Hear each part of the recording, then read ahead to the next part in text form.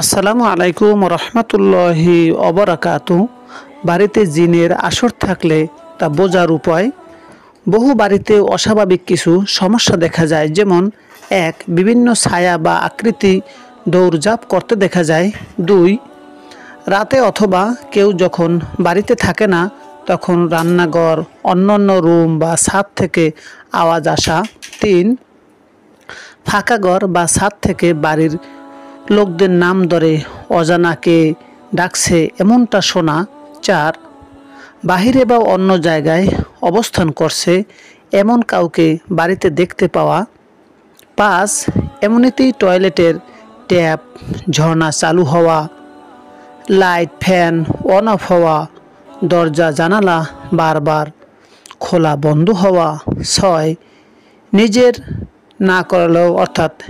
না করলেও জিনিসপত্র বারবার লণ্ডভণ্ড হয়ে যাওয়া, এক জায়গায় জিনিস অন্য জায়গায় পাওয়া। সাত, অকারণে গ্লাস বা আয়না ভেঙে যাওয়া। আট, আচমকা জিনিসপত্র হারিয়ে যাওয়া। নয়, ঘুমের সময় কাঁথা কম্বল টান দিয়ে বিরক্ত করা। 10, রাতে বাড়ির আশেপাশের কুকুরগুলো অতিরিক্ত ঘেউ ঘেউ করা ইত্যাদি। মহান আল্লাহ তাআলা আমাদেরকে সকল বিষয়ে হেফাজত করুন। আল্লাহ ও রসুলের পথে চলার তৌফিক দান করুন। আমরা যখন ঘরে প্রবেশ করব, অন্ততপক্ষে ঘরে আসসালামু আলাইকুম ইয়া আহলাল বাইত বলে প্রবেশ করব এবং দরজা যখন দেব বিসমিল্লাহির রহমানির রহিম বলে দরজা দেব। আশা করা যায় এই ছোটো আমলটুকু আদায় করলে এসব জিনিস থাকবে না।